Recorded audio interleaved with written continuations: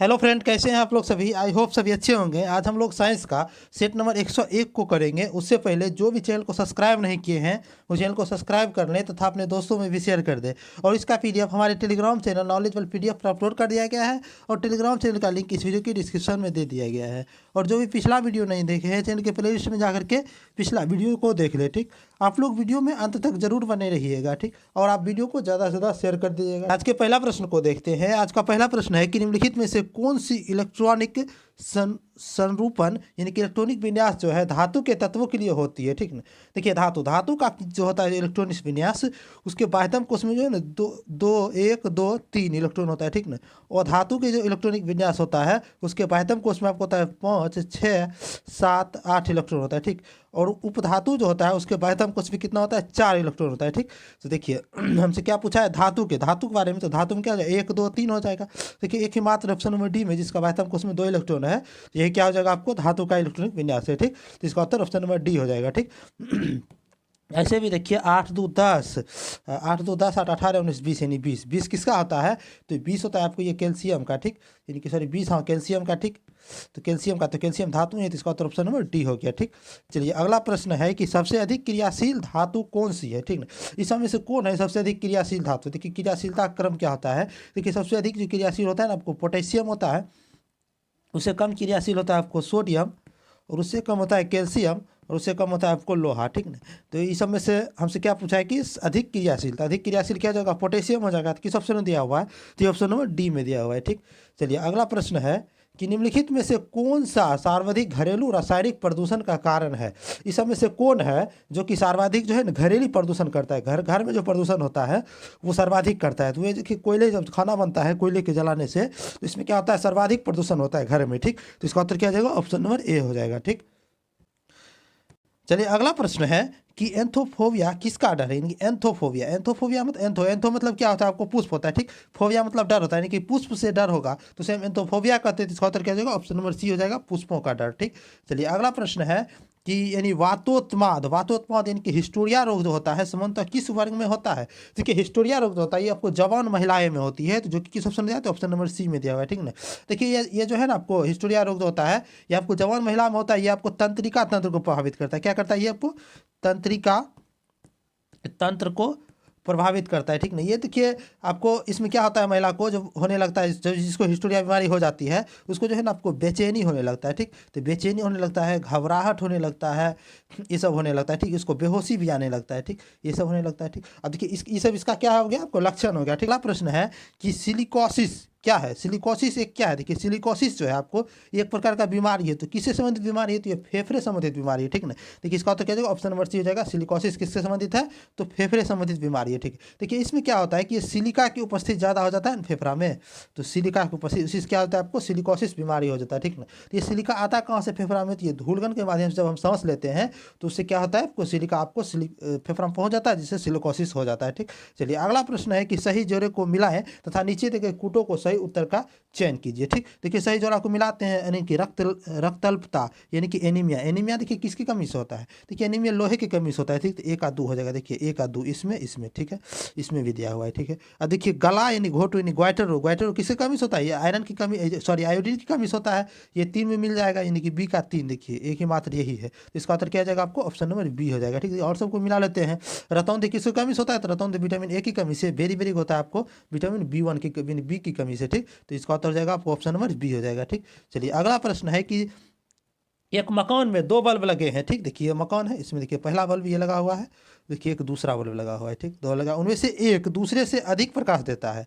एक जो है एक नंबर वाला ये दूसरे से अधिक प्रकाश देता है, यानी कि दूसरा जो है ये आपको कम प्रकाश दे रहा है, ये आपको अधिक प्रकाश दे रहा है। ठीक, ये अधिक प्रकाश दे रहा है, तो इनमें से कौन सा कथन सही है, इसमें से कौन कथन से देखिए एम कहा है कि प्रकाश की दीप्ति रेजिस्टेंस पर निर्भर नहीं करती है, नहीं करती है। प्रकाश कितना तेजी से मतलब कितना इंजोर करे इतना चमकेगा, ये चीज़ जो है ना आपको रेजिस्टेंस पर निर्भर करती है। ठीक है, और देखिए दोनों बल्बों में रेजिस्टेंस समान है, नहीं समान है रहता तो दोनों में सेम लाइट होता। ठीक, सी है कि अधिक प्रकाश वाले बल्ब में रेजिस्टेंस अधिक होता नहीं, ये उल्टा दिया हुआ है, लेकिन जो अधिक प्रकाश है उसमें रेजिस्टेंस आपको कम होता है। ठीक, और जो कम प्रकाश है उसमें रेजिस्टेंस अधिक होता है। ठीक, तो यहाँ देखिए कम प्रकाश वाला रेजिस्टेंस अधिक होगा, तो इसका उत्तर उत्तर किस में दिया हुआ है? तो ऑप्शन नंबर डी में दिया हुआ है। ठीक, चलिए अगला प्रश्न है कि 220 वोल्ट जनरेटर से एक बल्ब जुड़ा है, ठीक, तथा 0.5 एम्पियर है धारा इसमें 0.5 प्रवाहित हो रहा है, तो बल्ब की शक्ति यानी शक्ति हमको P बराबर, देखिए P बराबर वी आई होता है फॉर्मूला। हमको देखिए क्या दे दिया है? 220 वोल्ट यानी वी हमको दे दिया है, यानी कि 220 गुना देखिए आई भी हमको दे दिया है 0.5 एम्पियर। ठीक,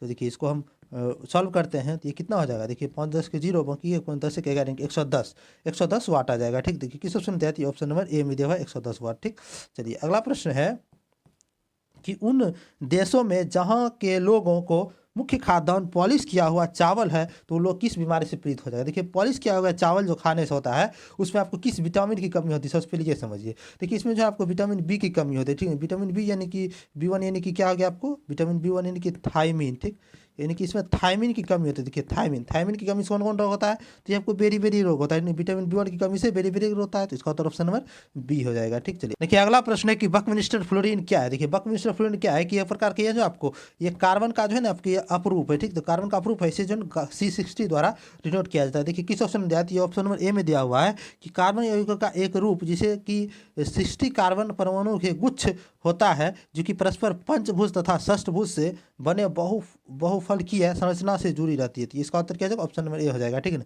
अब देखिए फ्लोरीन जो होता है, फ्लोरीन में कितना पंचभुज होता है और कितना षष्ठभुज बना होता है, इसको भी आप देख लेते हैं। ठीक, देखिए इसमें जो आपको षष्ठभुज बना होता है ये टोटल 20 होता है और पंचभुज जो है ना 12 को बना रहता है। ठीक, तो इसका उत्तर ऑप्शन नंबर ए हो गया। चलिए अगला प्रश्न है कि दो एक जैसे बल्ब को किस प्रकार जोड़े ताकि अधिक रोशनी मिलेगी? ठीक है, देखिए दो बल्ब है, दोनों का सेम पावर का दोनों बल्ब है। ठीक, दोनों को हम किस प्रकार श्रेणी क्रम में जोड़े या समांतर क्रम में जोड़े जिससे कि हमको अधिक जो है ना आपको रोशनी मिले? तो अधिक रोशनी किस में मिलेगा? तो समांतर क्रम में जोड़ेंगे तभी तो अधिक रोशनी मिलेगा। ठीक, तो इसका उत्तर क्या जाएगा? दोनों समांतर क्रम में जोड़े थे। किस ऑप्शन में थे? ऑप्शन नंबर बी में जो है केवल 2 सही है। ठीक, केवल 2 इसका सही हुआ। ए नंबर के दोनों श्रेणी क्रम में जोड़ेंगे तो ये नहीं होगा, तो केवल 2 सही हो गया। ठीक, चलिए अगला प्रश्न है कि डायनमो जिसे बिजली उत्पादन हेतु कथित रूप में प्रयोग में लाते हैं तो वह वास्तव में क्या होता है? देखिए डायनमो क्या करता है? आपको ये बिजली को उत्पादन करता है, यानी क्या हुआ कि आपको यांत्रिक ऊर्जा को विद्युत ऊर्जा में बदलता है। ठीक, ये क्या करता है? आपको यांत्रिक ऊर्जा को ये आपको विद्युत ऊर्जा में बदलता है डायनमो। ठीक, तो विद्युत ऊर्जा में बदलता है, क्या हुआ कि ऊर्जा को परिवर्तन किया है, तो इसका मतलब क्या हुआ? ये ऊर्जा का परिवर्तक होता है, तो इसका उत्तर ऑप्शन नंबर सी हो जाएगा। ठीक, क्या अगला प्रश्न है कि बीएमडी परीक्षण किया जाता है पहचानने के लिए। मतलब बीएमडी परीक्षण जो होता है वो किस रोग को पहचानने के लिए? देखिए हड्डी संबंधित एक बीमारी है ऑस्टियोपोरोसिस। ठीक ना, इसी को पहचानने के लिए जो आपको बीएमडी परीक्षण किया। देखिए बीएमडी का फुल फॉर्म क्या होता है? देखिए बीएमडी 20 हो गया आपको बोन मिनरल डेंसिटी। ठीक, मतलब क्या हुआ कि इसमें जो है ना आपको बोन में कितना मिनरल है इस चीज़ को जांच किया जाता है। ठीक ना, तो जिसमें देखिए बीएमडी कम आता है मतलब उसका ज़्यादा हड्डी मतलब कमजोर होता है। ठीक, तो इसका उत्तर ऑप्शन नंबर सी हो गया। चलिए अगला प्रश्न है कि मोती मुख्य रूप से बना होता है किसका? देखिए मोती जो मुख्य रूप से आपको कैल्शियम कार्बोनेट का बना होता है। ठीक, तो इसका उत्तर क्या जाएगा?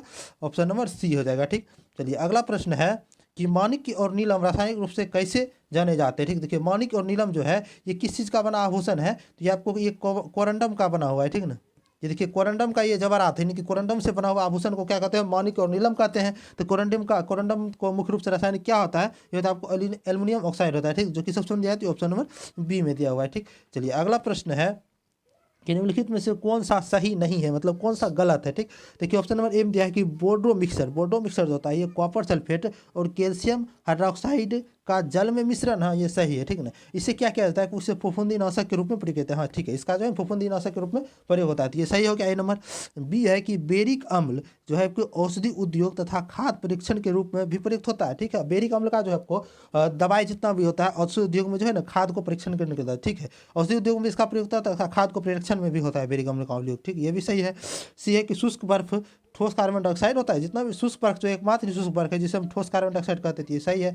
डी है कि हंसाने वाली गैस नाइट्रिक ऑक्साइड होता है। देखिए हंसाने वाली गैस होता है आपको ये नाइट्रिक ऑक्साइड नहीं, यहाँ पर क्या होता है आपको नाइट्रस ऑक्साइड होता है। ठीक, तो नाइट्रस ऑक्साइड होता है, यह नाइट्रिक दिया यही गलत है, तो इसका उत्तर ऑप्शन नंबर डी हो जाएगा। ठीक, चलिए अगला प्रश्न है कि कथन ए और कथन आर। कथन ए में कहा है कि सोडियम धातु का संचयन किरोसिन में होता है। हाँ देखिए सोडियम धातु को जो है हम किरोसिन में संचित करके रखते हैं, तो ये किस लिए रखते हैं? ये देखिए आपको हवा से विक्रिया करता है, अगर हम इसे खुली वायु में में रखेंगे तो ये अभिक्रिया करके क्या होता है, आपको ये ऑक्साइड बना लेता है, ठीक। और जल में ये क्या होता है, आपको अभिक्रिया करके वहाँ पर जो है ना आपकी आग लगा लेता है, ठीक ना। तो इसी कारण से हम केरोसिन में रखते हैं। आर दिया हुआ है, कारण दिया है कि धातु सोडियम वायु प्रभाव होने से गल जाते हैं कि नहीं, वायु से इसे अभिक्रिया करता है तो ये गलता नहीं है, ये अपना ऑक्साइड बनाती है। मतलब क्या हुआ कि आर गलत है, यानी कि केवल ए सही है, ठीक। देखिए किस ऑप्शन में दिया हुआ है, यहाँ देखिए ऑप्शन नंबर सी में ए सही है परंतु आर गलत है, तो इसका उत्तर ऑप्शन नंबर सी हो जाएगा, ठीक। चलिए अगला प्रश्न है कि जब वैद्युत ऊर्जा गति में परिवर्तन होती है तब क्या होता है। देखिए विद्युत ऊर्जा को गति में परिवर्तन होता है ना, तो उसमें उष्मा में जो है ना कोई हानि नहीं होती, उस उष्मा में जब कोई हानि नहीं होगा तो इसका उत्तर ऑप्शन नंबर ए हो जाएगा, ठीक। चलिए अगला प्रश्न है कि पानी की टंकी में फंगी को नष्ट करने के लिए इस्तेमाल किया जाने वाला रसायन कौन सा है, ठीक। देखिए पानी की टंकी जो होता है उसमें फंगस हो जाता है, ठीक ना। तो उसको जो है ना आपको नष्ट करने के लिए किसका प्रयोग किया जाता है, तो उसमें आपको नष्ट करने के लिए प्रयोग किया जाता है आपको कॉपर सल्फेट का, ठीक। तो इसका उत्तर ऑप्शन नंबर डी हो जाएगा, कॉपर सल्फेट, ठीक। चलिए आज का अंतिम प्रश्न था, अगर आपको वीडियो अच्छा लगा हो, अगर आपको लगता है कि वीडियो आपके लिए यूजफुल है तो आप वीडियो को ज़्यादा से ज़्यादा शेयर कर दें और इसे लाइक भी कर ले। और इसका पीडीएफ हमारे टेलीग्राम चैनल नॉलेजबल पीडीएफ पर अपलोड कर दिया गया। टेलीग्राम चैनल का लिंक इस वीडियो की डिस्क्रिप्शन में दे दिया गया है। और जो भी पिछला वीडियो नहीं देखे हैं आप हमारे प्ले लिस्ट पर जाकर के पिछला वीडियो को देख ले, ठीक। चलिए वीडियो में अंत तक बने के लिए धन्यवाद, मिलते हैं अगले वीडियो में।